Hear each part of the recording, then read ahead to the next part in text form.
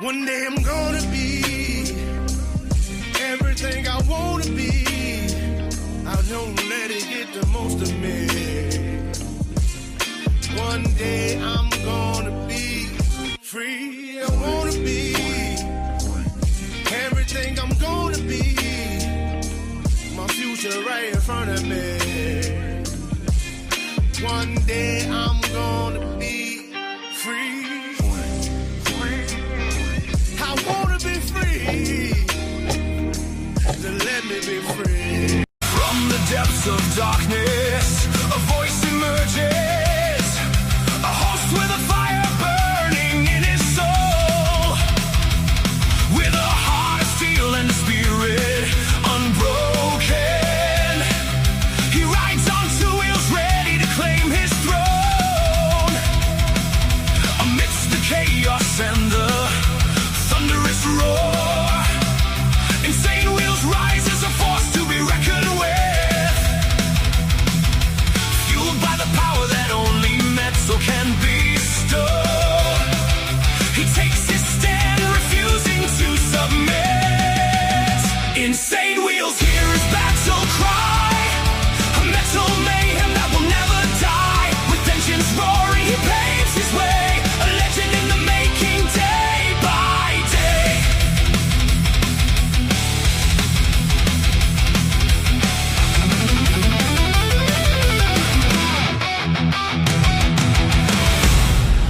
Oh man, if it's not obvious, it's obvious now. We got a lot going on with the war here, so let's go and get into it. As you guys can see here, Trump resumes Iran war. He let Congress know formally yesterday that hostilities resuming in Iran are going to happen. So then we have Hormuz blockade begins as well. So what they mean by that is the Iranian ports, the same blockade that we basically put in effect the first time is going to be happening a second time now, which I think it's already kind of being implemented right now as we speak. Nonetheless, let's go ahead and break down what we're going to be looking at this morning. And we are seeing the very first story is U.S. forces launch new wave of strikes amid Iran conflict. Now, of course, we've been following these strikes. I also been breaking all of the, any of these moment by moment kind of things, whether, for instance, like this, where a new wave of strikes comes in or whatever the case is. We're reporting that over there in the Discord in the breaking news area. So make sure you guys follow along in the Discord because it's, if you want minute by minute plays, kind of thing. Then there's the question, what happens next with Lindsey Graham's Senate seat? And I'll tell you exactly what it is here very soon because we've got the update for you on that. Sister of Lindsey Graham chosen to serve remainder of his Senate term. Lindsey Graham's sister. Don't know anything about her. Then we have Trump yesterday signs orders shrinking Utah monuments as well as taking questions on Iran conflict. Now, I'm not really sure what shrinking Utah monuments means on that aspect. We'll figure that out together. He took a whole bunch of questions in the Oval Office as well. So we'll be listening to a little bit of that. Now, we also have Lindsey Graham's office has released preliminary cause of death as of just yesterday. There was other preliminary causes of death that were announced, but that was like the official from his actual office. Then we have Middle East latest.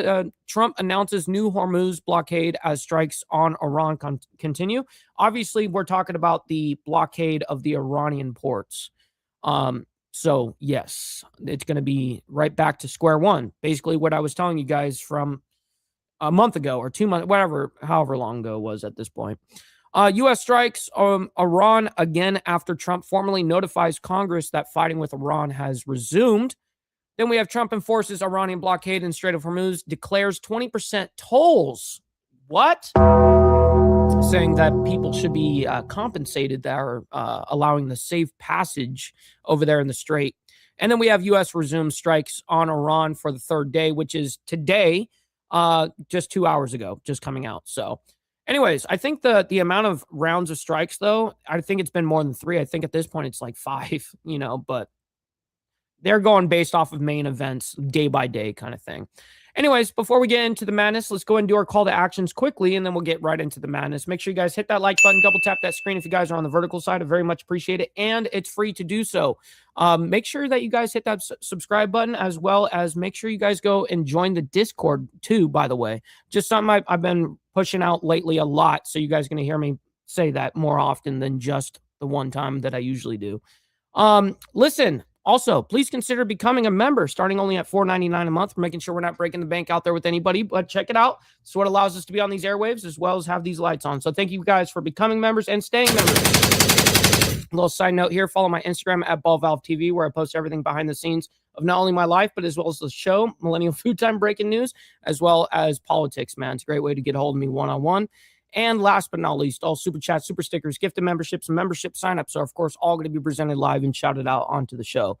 But if you guys like to skip that YouTube 30% brutal cut that they take from your hard-earned cash, we have these platforms that are scrolling around the screen at any time. You can donate to those, and I get 100% of the proceeds. So, of course, I've got my email up, and we're always scanning. All right, good morning to all of you legends in here, man. Appreciate all of you guys. Let's see. We're going to try to say hi to everybody. We got Easy Frank in the chat, my man. Good morning to you. We got Carney Vanguard as well. Good morning to you. We got Motobomb Virginia and the Coffee Crew. Thank you guys for the raid. Well, the raids, actually, because Carney, I think, was live streaming too. We got Pops, my man, as well as Brother So Loud over here. Let's see. We got Naomi in the building. Shout out to you, by the way. Good morning. We got Rabbit of Chaos. Tootie Bug, good morning to you, as well as Vanguard Critters. Let's move our way down as fast as humanly possible here. We got Steve Easy. Yes, sir. Good morning. And let's see. We got Chatting with Stacks. Yes, sir. Good morning. Good morning. Hit the like on both sides. That's a fact, Jack. Let's see. I'm running our way down as fast as possible. We got Joker. Good morning to you. I'm a little slow this morning. We got Bill Castle. Good morning to you as well. Trump is wild, Steve Easy says. I agree. We got Mina as well. Good morning to you. We got Pablo, Charlie Rose, as well as Sick Bastard. Appreciate you guys. Big Dan, my man. Good morning. Let's see. Looks like we're about caught up now. All right. Let's go and get into the madness this morning. There's a lot going on. U.S. forces launched new waves of strikes amid Iran conflict. This was yesterday, just for context. And then we're going to get into the strikes of today, basically, from last night. Right now, I do want to take you out to another big story that we continue to cover here with the help of Fox News, the Associated Press, and Reuters. Now, this is a post from Fox News as we have the latest on the conflict between the U.S. and Iran. The U.S. military again today striking sites across Iran in... I don't know why it's a little low. I'm going to put it up on the board side, and I'm also going to speed it up too. Retaliation for the IRGC attacks on ships that are traveling the Strait of Hormuz. Bahrain also saying that it intercepted additional missiles and projectiles that were fired in its direction hours ago. We know that. What's up, Crack Baby? Good morning to you. Great to see you in the chat. Happy Topless Taco Tuesday. Just yesterday, Iran had fired at Bahrain, as well as Kuwait, Oman, and the UAE. Again, this is a post here from Fox News as they say that U.S. forces launch a new wave of strikes against Iranian military targets after the regime continues threatening commercial shipping through the Strait of Hormuz. Wow, Jeremy Ryan, my man. Great to see you, by the way. Great. Hopefully you're enjoying your Tuesday morning so far. Definitely know that we are. Of course, we continue to follow this image right here coming in from marine traffic. It shows kind of the situation playing out there with very little movement at this point. But again, you can see things continue. It's basically almost no movement, just so you can, like there's not actual movement going on here. Change, and there is that battle taking place between who actually owns the Strait of Hormuz, who controls it. Well, of course, that's going to be the argument right now. Point. Is it Iran? Is it the U.S.? Popping this up on your screen, we are also getting word coming in. And theoretically, it shouldn't have to be either one. It's an international waterway. It shouldn't be enforced by either side, actually. From CENTCOM, as they clarify a rumor that's been circulated by Iran on social media. CENTCOM posted claim Iranian propaganda claimed today that 3 American service members were killed in Kuwait by strikes from Iran. That is false. The truth, there are 0 reports of U.S. service member deaths or injuries in the region. All personnel are accounted for. Well, that's good. That's a good fact check from U.S. Central Command right there. As on always, that. A lot to discuss, and that's kind of an understatement. But I want to bring in Jason Embrodsky, Policy Director at United Against Nuclear That's crazy, Iran, Pablo. to discuss it all. Jason, thank you so much for taking the time to be here with us today. Good morning. Good morning. Well, first off, the big question there, as you take a look. By the way, I don't really need to hear too much from this guy, Jason. United Against Nuclear Iran. Yeah, you're not going to be You're not going to be objective. Come on. In the middle of your screen, you can see a live look over the Strait of Hormuz. And I want to ask you, essentially, who controls it at this point? You have Iran claiming they do. You have the U.S. saying that's not the case. So, well, the problem is if Iran's going to make that claim, we're going to have to come in there and basically do exactly what we're doing. So, but unfortunately, if we're right now, if we're going to talk about what ought be, neither side should be able to make the claim that the strait is under their control, because it's not under anyone's control. Who is actually in control of the Strait of Hormuz? Do we know? Well, it's great to be with you. The Strait of Hormuz is an international. Oh my God! Listen to that guy. Why are you gay? Just saying. You are gay. Waterway, and so Iran does not have the right to claim control over that waterway. It's interpreting the memorandum of understanding that it inked with the United States. There is no MOU anymore. It doesn't even matter. The MOU is null and void, right? Quite broadly, but no one else in the international community recognizes unilateral Iranian claims of sovereignty over the Strait of Hormuz. So that is the reality. Okay, sounds good. Sounds good. They're home. We got Herbert over here letting us know we're good. Let's go ahead and move on, because we do have a lot of the updates going into all of this stuff. I don't need to hear analysts speak on the whole topic. I mean, that's what I'm here to do. Anyways, let's go ahead and bring this up. What happens next with Lindsey Graham's Senate seat? As you guys know from the headline that is right after that, is sister of Lindsey Graham chosen to serve remainder of his Senate term. That's a big craziness. Big yikes. Let's go ahead and bring this up. Here we go. This is a live image that we have just outside of the senator's special election there over in Washington, D.C. And as I mentioned, nope. Instead, no special election. They just do their appointment. Question is, what is going to happen now after Senator Graham died suddenly Saturday evening? Joining us next to talk a little bit about what we can expect is Meg Kennard with the Associated Press. Hell yeah. Meg, good Oliver. morning. Good to see you today. Good morning. It's always great to be with you. I mean, it was really major news, really shocking, I could say, because it was so sudden. But let's just talk about the fact that Senator Graham held so many influential positions. Yeah, he was basically like a secret secretary of state in key Senate committees. So what's going to be happening now? What's the impact that his absence is going to have, some of the goals that these committees have? Absolutely. That question of not only what happens to President Trump's agenda moving through Congress, but also just the work of the Senate is a question that all the members who are returning to Washington this week after their break are going to be thinking about. Lindsey Graham had influence in a number of areas, but one of them had always been the Judiciary Committee that approves and is tasked with interviewing, basically, during hearings, all of those appointments to the federal bench, with the ultimate being I actually really didn't know much about that aspect of what Lindsey Graham the did. Supreme Court. And he has played an influential role in all of that work. I think anybody who was covering politics during Brett Kavanaugh's nomination process remembers that vociferous defense that Graham gave as Kavanaugh was meeting all kinds of questions and criticism during that confirmation. And then, of course, as chairman, he helmed that confirmation process for Justice Amy Coney Barrett. So there's a lot of what she's basically getting at is there is a lot of things that Graham did that was particularly important to the, whether it be administration or to Congress itself, and the overall well-being of it, I guess. So let's go ahead and bring up now. We have the update here where they're coming out on stage. Sister of Lindsey Graham chosen to serve remainder of his Senate term. Let's go ahead and bring this up, see what's going on here, and see what they say here. Governor McMaster coming to the podium. Let's listen in. So the governor does the announcement of it. Okay. I think I'll go over here. You move over here. I'll move here.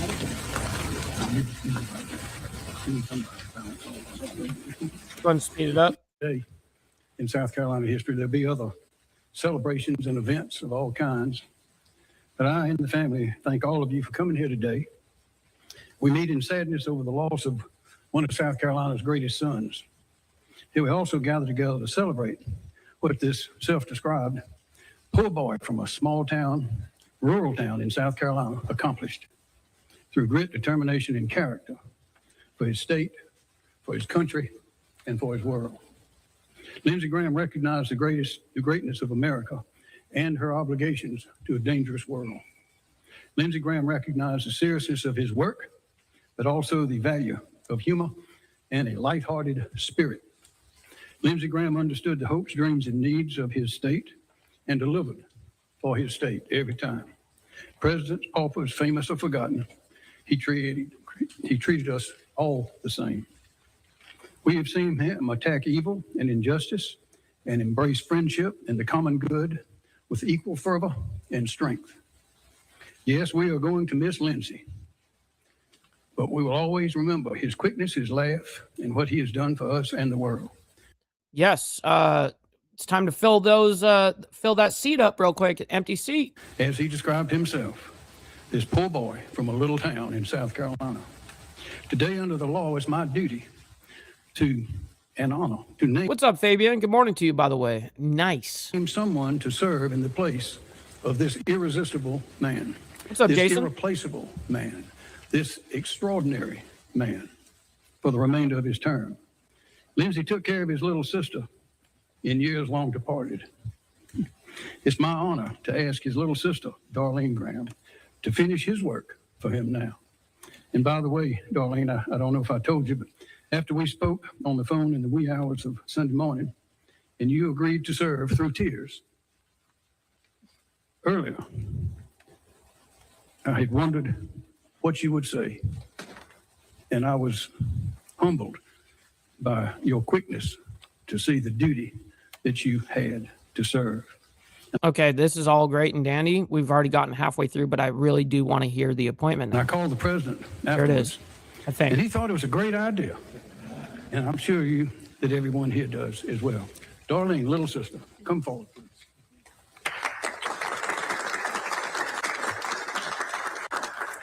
Thank you, Governor, and just bear with me as I try to get through this. But first, I just want to say one thing I've never heard Lindsey described as is irresistible. So, okay, we'll just start with that. But first, I would like to thank everyone who has. Yes, I wasn't around during those times, but I know exactly who Jimmy Carter is and also the roles that he played. Called and reached out over the past couple of days. I can't tell you how much it's meant to me and our family. I know Lindsey was loved and respected by many, and I greatly appreciate the memories and even the funny stories that have been shared. These shared experiences, along with our faith, have gotten us through these past 2 very difficult days. Next, I want to thank the governor for selecting me to serve the remainder of Lindsey's term. It is such an honor. Lindsey has always been there for me, and now I will be there for him. My brother was the most amazing person, outstanding leader, and just a genuinely good man. He was kind and considerate and loved by his family dearly. As I think everyone would agree, Lindsey worked harder than anyone. He worked nonstop to make our state, country, and world better. He loved his family and loved serving this state and our country. He dedicated his life to our country. Hell yeah, I got myself a little hangover this morning, but it's all good. It is such a privilege to get to finish. I got a doctor's appointment that I got to go to right after this too. Some of his important work, and I promise to work hard over the next several months to support the president and carry forward the efforts of my brother on behalf of the citizens of South Carolina and the United States. I know Lindsey thought the world of his staff and colleagues, and with their support, I feel confident. I think this is what Lindsey would have wanted, and I plan to honor him in this way. Now to Lindsey, I miss you more than I can even put into words, but I'm going to do this. I got it. Thank you. Well, that's pretty wild, actually. I'm not going to lie. I didn't see that one coming. Yesterday, I would have never guessed that was going to be the way that this played out. But anyways, let's go ahead and move on into Trump now. Trump signs orders shrinking Utah monuments. I'm not even sure what the fuck that means. And then takes questions on Iran, the Iran conflict over there. So he's in the Oval Office here. Let's go ahead and bring this up. Oh, quickly, before we do, actually, I think what we need to do is all embrace our fuck ups. Don't beat yourself up over past mistakes. You are going to fuck up again in the future, quite possibly in a most spectacular fashion. Why worry about yesterday's fuck-ups when you have tomorrow's fuck-ups to look forward to? You are a fuck-up, and fucking up is part of your growth process. Embrace the process. You shall always embrace the process. Yeah, I don't get that hammer, Naomi. I'll get a little lit for damn sure, but I don't stumble like that. Even as a one-legged motherfucker that's hammered, I ain't gonna be on that level. So, anyways, not anymore. I used to maybe when I was younger. So, all right, let's go and bring this up. Here we go. Hello, everybody. We have the governor of Utah, and we have a lot of other very high representatives from Utah, at least mostly from Utah. And we're doing something very dramatic and very important for the people of Utah and the people of our country, because many people use it. We're terminating certain monuments. They call it monuments, not the ones we have outside, but these are large, thousands of acres. It's a total of almost 3 million acres, and we're going to be discussing it. But in fact, I think we'll start discussing it right now before I sign. After that, we're going to be signing two. No, I knew what you were saying, but I was talking about how I'll drink and I'll have a good time, but I don't get to that level anymore. Documents that are close to 1.5 million acres each. And Governor, do you want to say a few words about what we're doing and explain it to the... Well, before the governor of Utah does speak, we got Logical Spark in the building, as well as No Grow. Good morning to you guys. Hopefully you're enjoying your Topless Taco Tuesday so far. Press. Yeah, well, thank you, Mr. President. This is a big day for Utah. The president did something very similar several years ago during his first term. Of course, the monuments were re-expanded under the past administration. And this matters to Utah. We believe that under the Antiquities Act, it's very clear. That is also true. That is true. I actually made a before I went to bed last night, I made a video of gun safety, actually, ironically, and it went viral. Everyone liked it. So, it just is what it is. It's what happens. I get a little motivation. That these monument designations are supposed to be the smallest area possible to protect the antiquities, and these multi-million acre monuments that are bigger than the state of Delaware certainly do not fit that designation. Now we definitely care about protecting these antiquities, and will continue to do so. The problem is with these. Shit, what's up, TNT? Hopefully you're enjoying your morning. Wow, we got Evil Rick coming on out of nowhere. Didn't even say hi yet. He just sends in 5 gifted memberships. That's a major W, by the way. Let's go. Not only helping me, but 5 others in the IWF, man. Thank you very much for that. It goes a long way. W, making it rain in the chat. Absolutely. Good morning to you. 9 monument designations. There are no resources that come with those. We have 9 monuments in Utah. 7 of them are around 700 acres to 7,000 acres. That's what this was meant to be, not millions of acres as what happened with Grand Staircase Escalante and Bears Ears. And so we're grateful that the president has made a determination that we need to right-size these monuments. Again, this What's up, Mr. Stein? does not remove the other protections that already exist in those areas, just making the monuments more manageable so that we have the resources necessary to continue to protect these antiquities. I know we have the Deputy Secretary of the Department of Interior here with us. Kay, is there anything you'd like to add? I'll just say the Antiquities Act is 120 years old, but the first monument that was created was only 1,200 acres. So if you think about it, since then, President Clinton, President Obama, and President Biden have increased the acreage in the state of Utah and locked those acres up. Over 3 million acres. For nobody to use. 3 million acres? What? They've locked up 3 million acres? Are you serious? So if you think about it, since then, President Clinton, President Obama, and President Biden have increased the acreage in the state of Utah and locked those acres up. Over 3 million acres. For nobody to use. Right? You can't do anything. You can't go hunting. You can't go fishing. You can't do anything. You can virtually not even walk on it. Yeah, what a fucking land grab by the government. That's exactly right, sir. So you were remedying that. I remember now. I do remember. I have a great memory. And Mr. President, I know Senator. And this is actually better than the first time. What we're doing. It is better. Yeah, Senator Lee's been very You be good, Easy Frank. We always appreciate you. involved, I know, in conversing with you. Good. That's good. Mike? Smallest area compatible with the objects to be protected. That's always been the standard under the Antiquities Act. President Biden, President Clinton, and President Obama overlooked that standard. President Trump is fixing it today. Oh, that's a W. Thanks, Mike. You had something to say. I thought that was very important. Celeste. Well, I think it's worth noting for the press in the room that See, that's exactly right. DQ coupons are DQ coupons, homie. both of these monuments were created over the unanimous opposition of Utah's federal delegation, our governors, county commissioners, the locals who are worried about losing multiple uses on these federal lands. And we're standing here. What are those federal lands doing? Just sitting there doing nothing? I mean, at that point, if you got like 3 million, I mean, wouldn't that be like kind of the area that you would want to put a whole bunch of data centers or something like that? I mean, it's away from everybody, right? I mean, it's isolated. But what a trip. 3 million acres of basically unusable land because the government locked it up. With the governor, the speaker of the Utah House, that's crazy. The entire Utah federal delegation supporting a president listening to the people of Utah and saying, we know you value this land, you want it used for multiple use and not locked up. And so this is a very different process than how the monuments were created.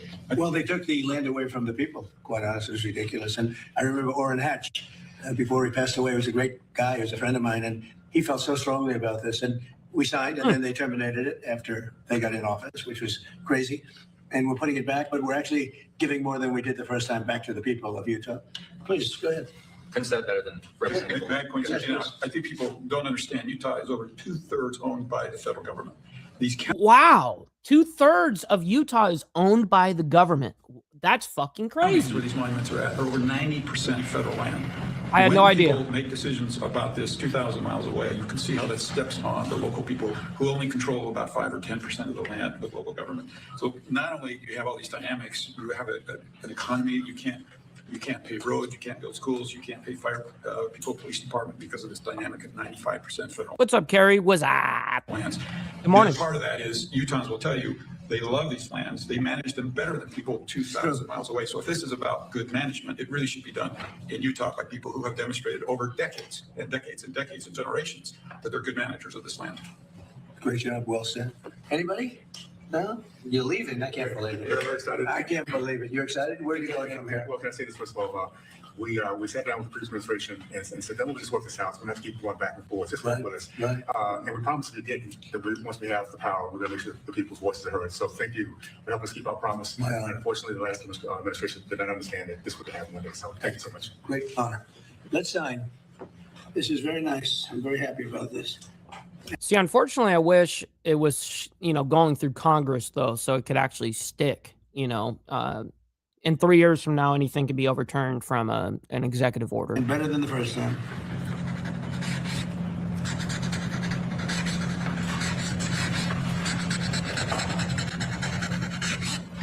Okay, here's number one. No, I didn't see Rand Paul up here. Okay, number two. Here you go, Doctor. Thank you. Almost 3 million acres. Going to be well taken care of now. That's crazy.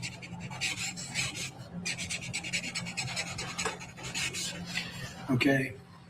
Yes, that is very true. That is Trump's biggest weakness, is getting anything through.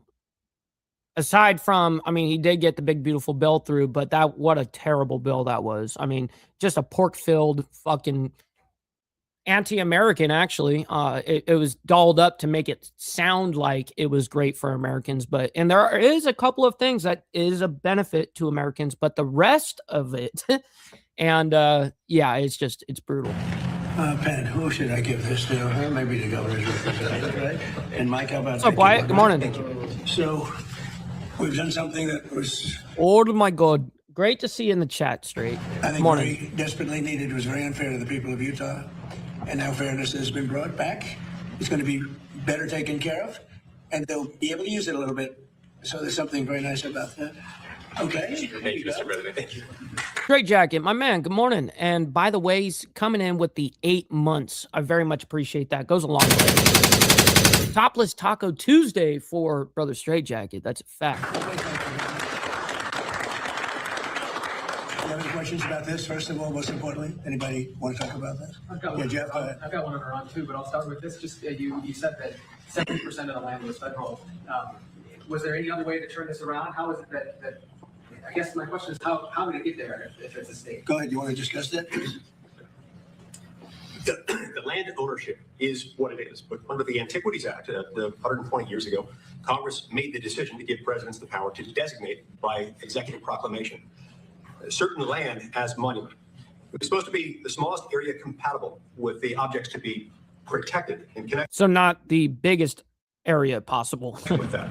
Now, initially, as the Deputy Secretary of the Interior explained a minute ago, that meant a few hundred, maybe 1,000 or 2 acres at the most. Right. And it sounds like every administration leading up to this has basically expanded that, more and more acreage until it's to the point where it's 3 million acres. That's crazy. These are 3 million acres. As I explained to President Biden, that's 2 Delawares. It's been abused, and so it was done by executive action. President Trump. Yeah, and that's of course, if it's protected land for like native tribes, then yeah, of course, those got to be left alone. Of course, Is right-sizing it to bring it into I don't think compliance that's with what the they're law talking And about. Mr. President, just on Iran, you have said now to Congress that we are back at war. How long do you expect this to take, and what's the legal Take basis? what? Take what? The war. Well, I think it's going very fast. We've demolished their military. We're hitting them very hard.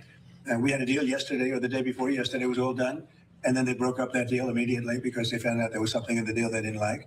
And they're wired differently, and we're not going to put up with it. We are just going forward. We're attacking them tonight. We're taking out all of their capability for anything having to do with the Strait, with the Hormuz Strait. And I think in the end, we will end up just controlling the whole thing. And what they're doing is being Hey, if anyone's gonna have a midget fund, it's gonna be me. Okay. very foolish, very stupid, and they've treated people horribly. They've killed 52,000 protesters so far that we can determine. It might be more than that, but 52,000 protesters have been killed, and it's really a terrible situation. We'll have it under control very quickly. Yeah. Please. We'll take a couple more questions, and then we've got to move on. Wait, please. Wait, Jeff. I'm sorry. Be nice, Jeff. Go ahead, please. Thank you, Mr. I have President. to teach him to be nice. Thank you, Mr. President. On your presidency, so a lot of us here actually witnessed a miracle 2 years ago today as we were on the ground covering your rally in Butler, Pennsylvania. Right. You said a lot of times that you believe that God has saved your life. Has there been a moment throughout your presidency so far where you thought this is why God kept you here? Well, we're doing a lot. We have a country that I use the expression "Make America Great Again," and we've done far more than anyone thought possible, including maybe even me. We've done things that are unreal at $19.2 trillion. My man Jack Talcott. Yes, sir. Blessings to you, kind sir. Great to see you in the chat. The money Good morning. being invested in our country is more than any country has ever had by many times. We have trillions of dollars coming in because of the tariffs and the proper use of tariffs, because all of the things. I think because of the election, November 5th was a very important day. When you look at the military, we have the strongest military in the world. We rebuilt it largely during my first term. We have recruitment now. We're setting records in recruitment. We had, if you go back to the campaign when I used to talk about it, the last administration, they couldn't recruit soldiers. We needed soldiers in every single branch of our military, and that included police and firemen. Nobody wanted to do anything having to do with the uniform in this country because they weren't proud of the country. And now the people are very, very proud to be an American.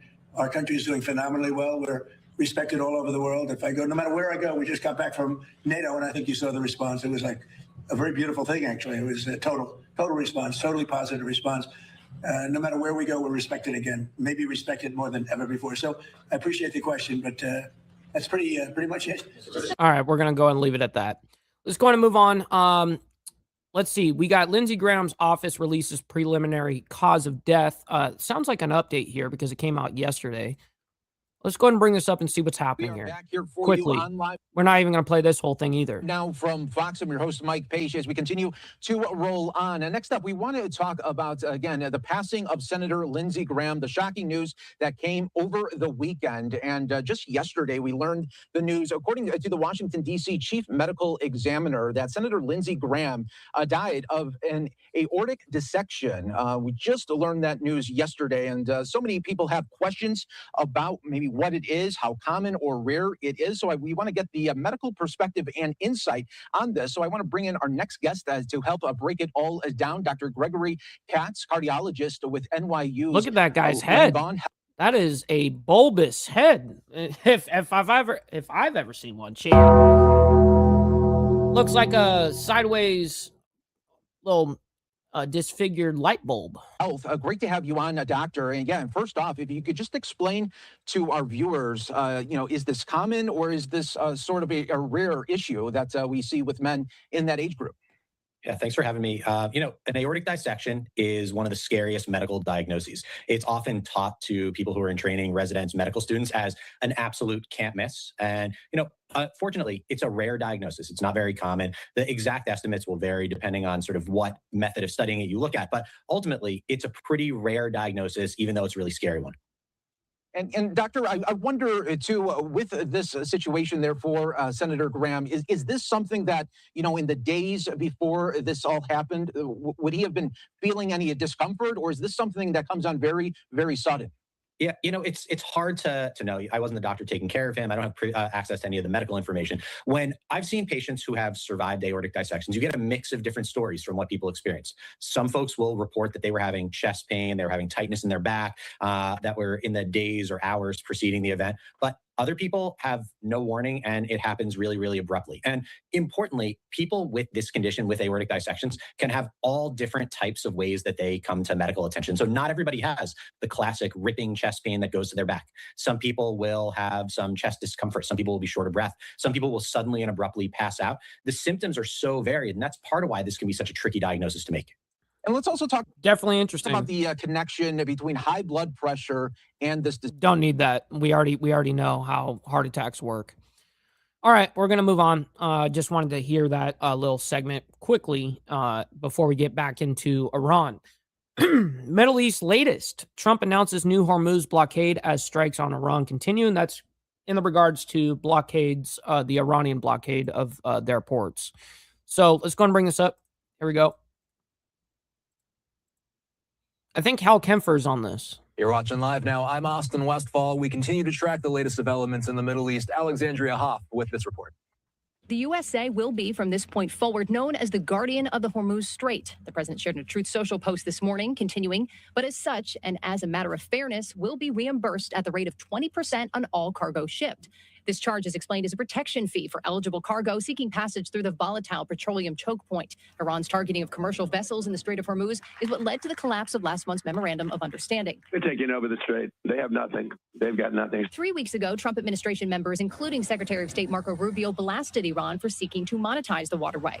No country is allowed to charge tolls or fees on an international waterway. I don't think we have anybody to convince That was back in June 23rd. here in that regard. I think all the countries in this region would agree with us. Today, Iran's foreign minister, attempting to capture irony, wrote, "The president of the United States is absolutely right," stating he agrees that a country guaranteeing safe passage. Now, this is actually pretty fucking funny. The Iranian foreign minister made this post, and it is pretty funny, actually. He wrote, "The president of the United States."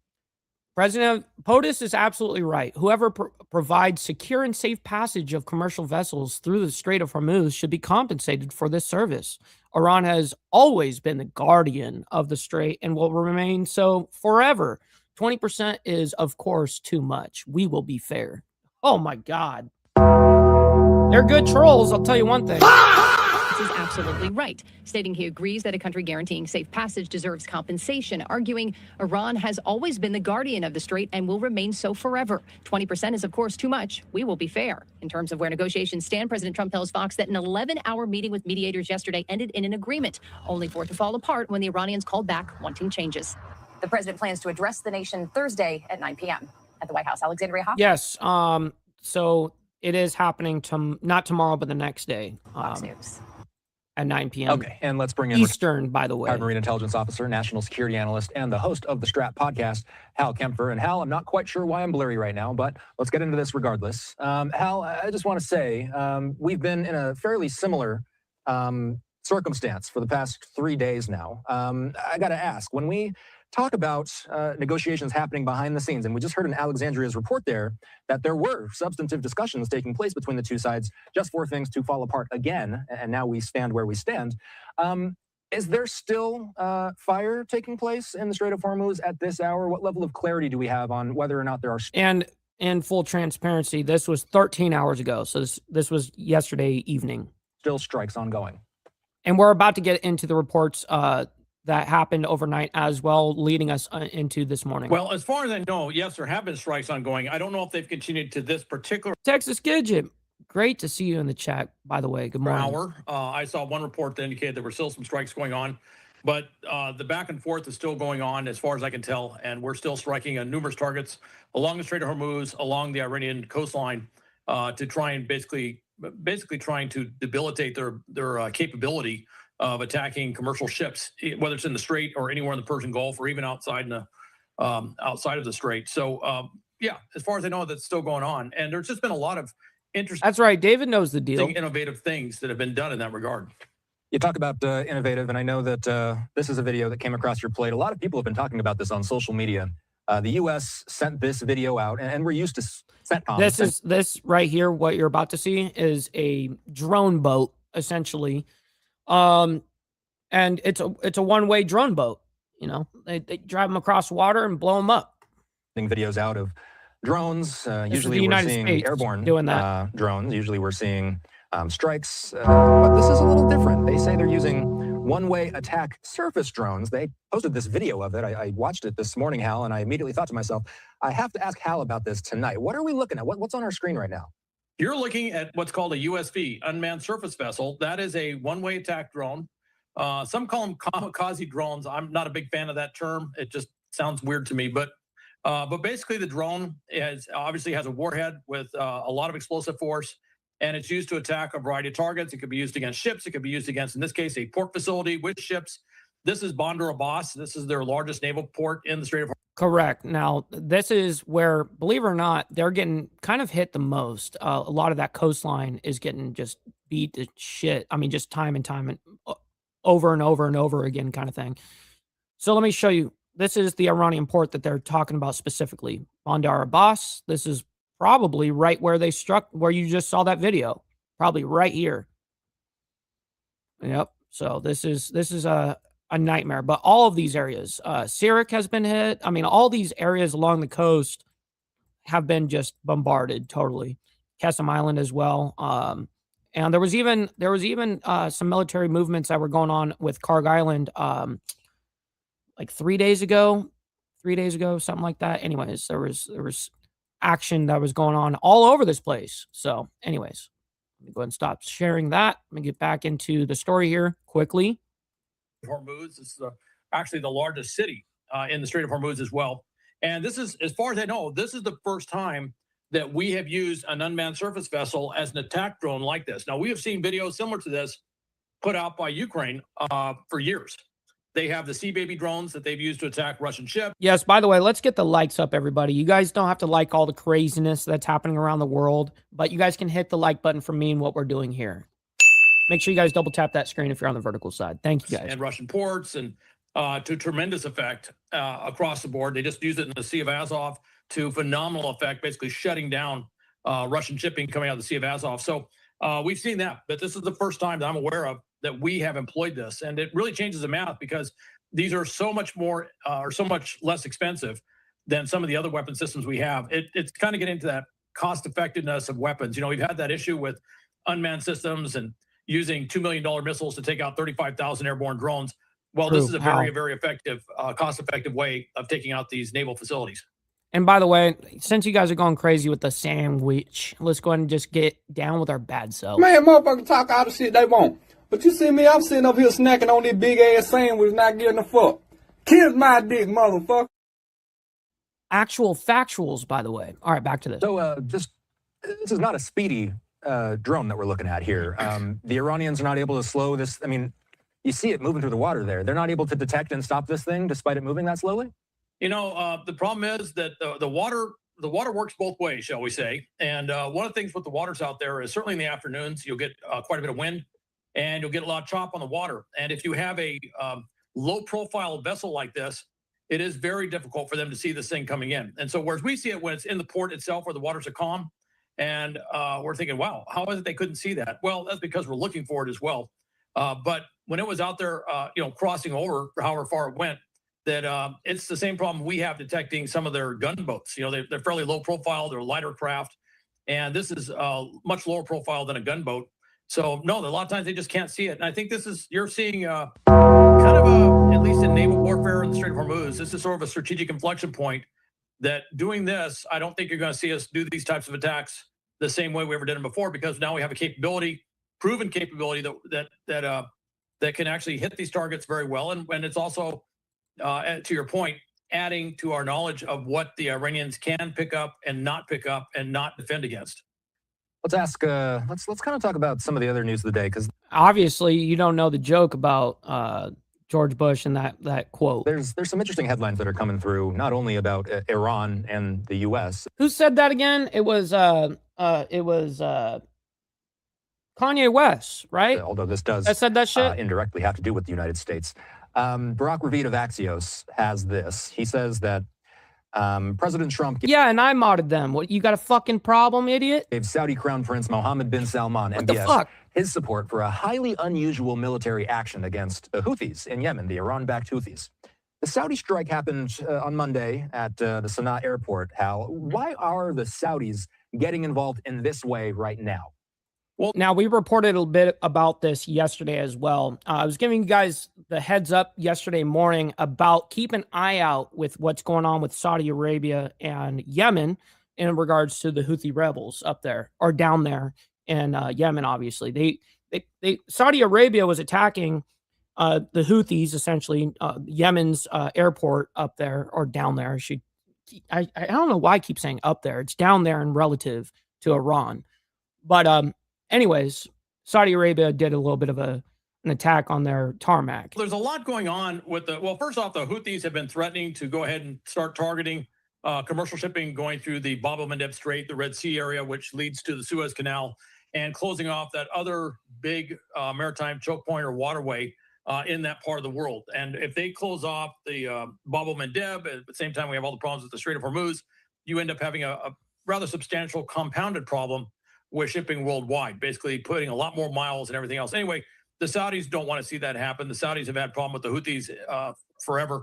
The other thing is in Yemen, the government of Yemen had been up until recently kind of broken into two primary factions that were at odds with each other and at times fighting each other. And that confrontation between those two factions is kind of what gave the Houthis enough room to basically establish themselves like they did. Now those two factions have come together under a unified government. They control 80% of Yemen, and now they're able to focus on the Houthis in a unified fashion. They've always had the backing of the Saudis, so the Saudis did this strike on Sana'a airport. They also worked on intercepting a flight of Houthi officials coming back from Iran, forcing them to land in a third country. And so they're being very assertive. Of course, the Houthis have said that they're going to strike back and they will hit Saudi targets and all the stuff you'd expect the Houthis to say. But this could be a return to active combat engagement. Well, it's absolutely where we're looking at. Not just for the United States, but for the region itself. So anyways, let's get back into U.S. strikes Iran again after Trump formally notifies Congress that fighting with Iran has resumed. All right, let's go and bring this up. I have been talking the last few days about the war in the Middle East. We've been discussing all the latest developments having to do with this tenuous ceasefire, this fragile ceasefire that everybody is discussing.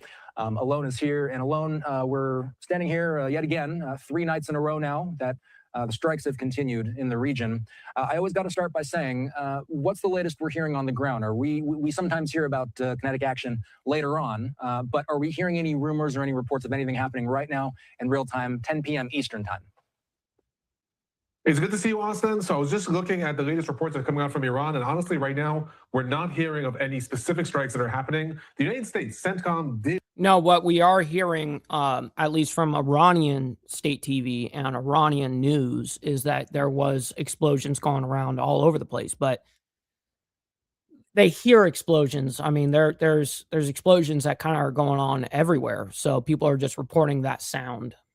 Declare that they are carrying out another wave of attacks. Trump himself said there was going to be a very, very large wave of attacks that happens in Iran tonight. So we are expecting to see that. That was last night. That happened. What he's talking about. There's a lot of rumors that the attacks are going to center much more inward on Iran, specifically in this area north of Isfahan, in the area of Natanz. Trump explicitly mentioned. No kidding, Joe Mac. Towards one of the. What's up, Brown Chicken? Great to see you in here, by the way. And yes, he says, been here watching. Thought I'd say hi. Yes, absolutely. Good morning to you. Nuclear facilities there. So maybe that's a threat. Maybe that will happen. But I will say we haven't heard a lot of alerts that are happening at this point. We heard them, about, I would say 10 hours ago, there were some reports of attacks that happened in the typical areas around Hormuz, Bandar Abbas, and these areas. Yep. Otherwise, we haven't seen a lot of things happening yet. I do expect that we'll see them in the next couple hours, or we'll see some sort of announcement of why the United States has not carried them out. Otherwise, they're probably on their way. And honestly, last night, I didn't do the best of jobs keeping up with what was going on minute by minute. So, usually I'm really good about watching minute by minute plays of what's going on with this war. So Lucas Tomlinson put this out. President Trump was talking with Hugh Hewitt earlier today, saying that Pickaxe Mountain in Iran is a possible target for a nice big fat shot right in the front door, as the president puts it. Pickaxe Mountain alone, remind us, what's at Pickaxe Mountain? That's a fact, by the way. Hit the like and say hi. Facts. I think Pickaxe Mountain is, isn't it some regards to their nuclear? So let me start from saying that far be it for me to argue with President of the United States, but it's not going to be a nice, easy shot at Pickaxe Mountain. Pickaxe Mountain is that area that I was talking about in the Natanz region, north of Isfahan. Right, which we've struck before. Within that region, we have several different nuclear facilities. All of these nuclear facilities, Tehran, Isfahan, Natanz, Qom, Bushehr, they were all attacked by Israel and to some extent by the United States, some of them. You won't believe who just direct messaged me right now. Hal Kempfer just DM me. The Awesome. war in 2025, the famous 12-day war in June 2025, and then they were attacked again by Israel and the United States much more actively in the current round of fighting between February and April. This is one of the facilities that, to be perfectly honest, at least in what is publicly stated, we don't know that much about. There are different enrichment facilities or facilities that are part of Iran's nuclear program. Some of them are dedicated towards enriching uranium. Some of them are dedicated towards actually... You know, it's crazy that Trump would say, and basically what Steve Easy said, it's wild work to just go ahead and let everyone know what the fuck you're about to do before you do it. And, you know, Trump did tell somebody over there from Axios or whatever, tells Hugh Hewitt or whatever his name is, Pickaxe Mountain in Iran is a possible target for a nice big fat shot right in the front door. Damn. Putting together the parts that would be made, that would be necessary in order to manufacture a bomb. Some of them are more basic, like the area in Bushehr in the southern parts of Iran that are associated more with producing heavy water, which is one of the components that is needed then to enrich uranium in the other facilities. This facility specifically that is being referenced right now is another facility that is buried deep in the mountain, like Fordo. We all remember Fordo. We spoke endlessly. Yeah, that was the big one that where we dropped, what was it, 14? No, it was 14 total. We dropped 12 on that particular spot. About the facility in of the 30,000-pound bunker busters. Fordo that was bombed by the United States, the B-2 bombers. This is a similar type of facility that is in the area of Natanz. It is reportedly used in order to enrich uranium. What is important about this facility, and why I would say Trump is specifically singling it out, is it is one of those places that the IAEA, the International Atomic Energy Agency, has not had clear access to over the years, one. And two, despite it being bombed by both Israel and the United States, there have been reports that Iran is trying to rebuild it from underground. Iran has a whole network of underground cities. Of course. A lot of these countries, when, you know, I've actually watched this documentary about, I think it was in Hamas, or regards to Hamas in Gaza. They were talking about like how if your enemy owns the sky, you have no other area to go than down below to bury yourselves. And though a lot of the Middle East has underground cities, okay? Some of them, like for instance, what's underneath Gaza, it's just as big, if not bigger, than the city itself. And is trying to rebuild it from underground. So it is very likely that Trump saying this attack is going to come to there has a dual message. One, it is saying the United States is going to move their attacks more inward towards Iran, towards Tehran, towards the center of the country. But also it's saying, we know what you're doing. We know that you're rebuilding this, and we know that, and we're coming after that. But all this is a way to try to get Iran back to the negotiating table. Trump would do that, but I would argue that he would happily call that attack off if Iran would come back to some sort of resolution about Hormuz. So another piece of news that came across my plate, I had to ask you about this. Bill Stewart, he's with Reuters. Trump says the U.S. is looking into whether there are Iranian drones in Cuba. Says, quote, if they do have that, and they might very... Shit, what's up, Brother Blair? Good morning to you. Well have that. We'll take care of it, unquote. Another quote there saying, we're not going to have a problem. We're not going to allow that to happen. So it could be that they are storing some. We're looking into it now. That made me wonder, Alone. Is this something that's been on your radar, an Iran-Cuba connection? Yes. So I will say that we've all been kind of watching that whole ordeal with Cuba in the regards to them receiving some drones and stuff like that. I did not read that when I saw it come out as more than trying to divert attention on the one hand away from Iran and also bringing about the Iranian threat to something that's close to home. You know, one of the things that Trump has contended with very much from within the majority of the United States, but certainly within Yeah, but we The would have to question give of them. what is this? We'd have to give them federal funding, which I wouldn't want to do for any like remember when Greenland was a topic of discussion and Canada and all that shit? We would have to give them federal funding. Have to do with us if Iran ends up. And then we would end up having representatives in the area, which, oh man, I don't know if I trust any Cuban to, over there in Cuba specifically, to be a representative Blocking the at Straits of all. Hormuz, which Trump has said the United States doesn't even need, or if Iran ends up having missiles which cannot reach the United States, what does it have to do with us? And bringing Cuba into this game of why are we attacking Iran? Is Cuba a threat? I read as something as trying to bring the threat a little bit more home. Yeah, Cuba's priorities are all fucked up. Let's just call it like it is. All right, let's go ahead and get into these last two stories here. Trump enforces Iranian blockade in Strait of Hormuz, declares 20% toll, by the way, for all the ships going through. So let's go ahead and bring this up and figure out what is going on here. This morning, 4 hours ago. Focusing now on the developments in the Middle East and what's happening between the U.S. and Iran. As we know, the U.S. is restarting some of those attacks against Iran after disruptions at the Strait of Hormuz. Joining us next at Live is Caroline Shively with the team at Fox News. Now, Caroline, what exactly is the U.S. military targeting at these times? Hi there, Corral. They hit Iranian defense systems. She needs to bring her down. Along the coast, as well as drone and missile sites deeper inland. They also said they hit a submarine and ship maintenance facility, and that's the first time U.S. forces have employed sea drones in combat operations. All told, it took about 5 hours overnight. A lot of these developments coming in very quickly, but we do know that President Trump did inform several Congress members that these official military operations were restarting once again. Caroline, what? And I broke that news to you guys as soon as I saw it. I think I was 10 minutes late to the game of seeing it. Do we know? What are lawmakers saying at this yesterday? time? Sure, this is very interesting because, of course, by notifying Congress in this official letter to Senator Grassley, that starts the 60-day clock ticking once again, saying that the ceasefire is over. So the White House has 60 days to stop hostilities and come back to Congress for permission. The White House says that is unconstitutional. It's never been tested in court, however. Democrats were absolutely scathing in their response yesterday. Senator Chuck Schumer, the minority leader, went on the floor and said, "Oh, you say we're back at war? No kidding, Donald." And then finally, because there is so much to keep track of here, the Strait of Hormuz, obviously top of mind here. President Trump saying he is reinstating a blockade at the strait later on today. He also said, Caroline, that he would charge a 20% fee for any cargo moving through the strait. Now, what would that money collected from the fee? What would That's a fact, Jack. Appreciate that, Steve. that go to? It would basically be for safety and security, according to the president. And that was a shocker that we heard from the White House yesterday because the U.S. and Iran has been wanting to put some type of toll or fee for ships crossing through the strait. Secretary of State Marco Rubio has said that's against international law. And then on top of that, right after all of that, then Trump is like, if anyone's going to be charging a toll over here, it's going to be us. Will not allow that to happen. So it was a bit of a shocker to hear that from President Trump saying that would be instated. What's up, PJ? Good morning. On the U.S. side. All right, Caroline Shively there with our team at Fox News. Caroline, always a pleasure to speak with you. We'll check in soon. All right, and as you can see here, if you're viewing us right now, we do have another poll there. Yeah, I don't care about that poll that she made over there. We're going to move on into U.S. resumes strikes on Iran for third day.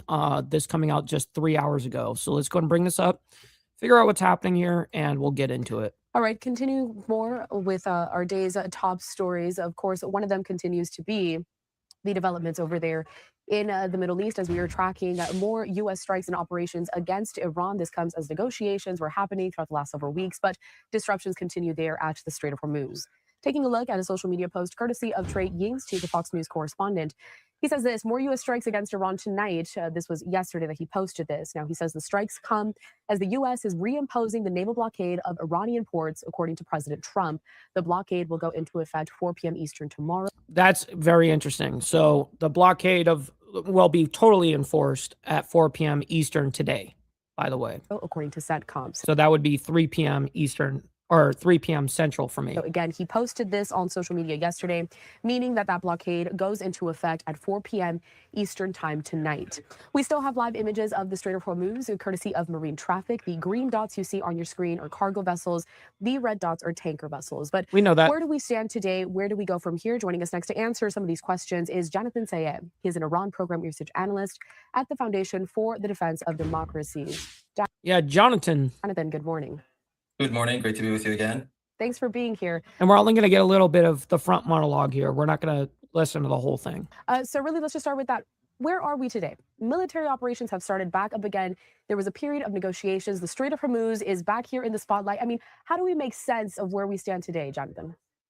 As to where we are today, we're effectively back at the position we had before the blockade was removed, but we've not really at the point of total war either. So if you look at every component of the MOU, the Memorandum of Understanding, it's effectively collapsed, as the president noted, because one, the Islamic Republic continued to attack vessels in the Strait despite having a deal that was mostly favoring it. So they were getting sanction waivers and the naval blockade was removed. And all they had to do was refrain from throttling the Strait, and they couldn't do that. Yep, they typed a little too fast on the headline there. Yep. So now we're seeing the blockade come back on, which was, again, the biggest leverage the United States had against the Islamic Republic. Now that is being supplemented with strikes. But when I'm looking at the strikes, I'm particularly looking for... Yeah, Straight Jacket, you know what's funny about her is... A couple years ago, she was pretty big. She was a pretty big girl, but she's lost a lot of weight in the last couple years. The targets, they continue to be military assets primarily in the south of Iran. But that said, the third wave did go in the heartlands in the major cities. So that is indicative of escalation. But whether we're going to arrive at the point of total war, we yet to see. But the president did notify Congress that he intends for this situation to escalate on the kinetic front. Yes, and so that they're going to escalate on the kinetic front and basically restart the clock of 60 days. What's also interesting about this is that we have seen a kind of this back and forth. What's up, Jack? Good morning. And around talking about who really controls the Strait of Hormuz. Now, the U.S. President Trump has said that they want to control it. Iran says no way. Walk us back here, Jonathan. Maybe a little bit of a history lesson here. When we look at the Strait of Hormuz, which is interesting because now it has been something that we talk about almost every day since this war started. How was it operating? How did Iran first become that major operator and, you know, the overseer of the passageway here? Historically, just how Iran is situated in the West Asian region has given it more or less influence across the Strait. This goes back to even before the 1979 revolution. But that said, it was under the current regime that the regime started to test this leverage. We first saw a sign under the first Trump administration when the regime would attack boats and lay mines here and there, but it was nothing as extensive as it is right now. It was a strategy like many other ones, and I think the regime realized that the Strait works out in its favor more than other deterrence measures it had in place. For example, the Ring of Fire, as it called it, which is the proxy network. Now we see them more double down on the Strait over the proxy because on one hand, it's much cheaper for them to throttle the Strait. It's easier to throttle the Strait because really to enforce it, all it really takes is a threat. Now, yes, you can make an example out of, certain ships or whatever the case is so that other ships, the captains know, and also the ship owners and all that, no, not to move. And if you move, this could happen to you right here. And so enforcing it is very easy to close it. All it takes for them to attack vessels going through is simply a very cheap drone. Sometimes they use cheaper missiles, but it's oftentimes one-way drones. And in return, you see gas prices go up. You see that political cost be imposed against the Trump administration. So it's a gamble that is more or less in Tehran's favor, only in the short term. So the question really is how we can really address this. And the MOU did really focus on the Strait more than the nuclear issue. So the latest agreement between the two sides was mostly on the Strait. And as soon as Tehran realized that is something that this administration cares about politically, especially with midterms coming up, they doubled down. They wanted to ensure that the world knows they're not backing down over the Strait. So that's the situation we're in today. And I will end that with, when we're too focused on the Strait, what happens is this regime moves parallel on other tracks. As we're distracted with that chokehold, the regime has now moved with his nuclear ambitions again. Sites that were previously not struck are now again being threatened by the United States because the regime is using the Strait as a distraction measure so they can move with nuclear ambitions once again in different sites. So the Strait of Hormuz obviously top of mind here, but in terms of how we've seen Iran move over the past couple of days, we know that it's also targeting Bahrain, Jordan, the UAE, a lot of these places. Yeah, Jordan got they got a little messed up yesterday. Places that house some U.S. military or they're friends of the U.S. Jonathan, given how everything has progressed, how is Iran assessing the risks of these actions? What would happen if some of these countries decided to really bring kind of their movement into this more directly in this war, I should say? What makes Tehran's I appreciate that panel first. Appreciate it a lot. Decisions a bit more calculated is that let's go back to the countries you just noted: Bahrain, UAE, maybe Kuwait, to lesser extent Saudi Arabia, also Oman. But with the latest round, Israel is nowhere to be seen. Iran is refraining, and that's on purpose, from attacking Israel. But they're going after Israel is in the naughty corner right now for the Persian Gulf Arab states.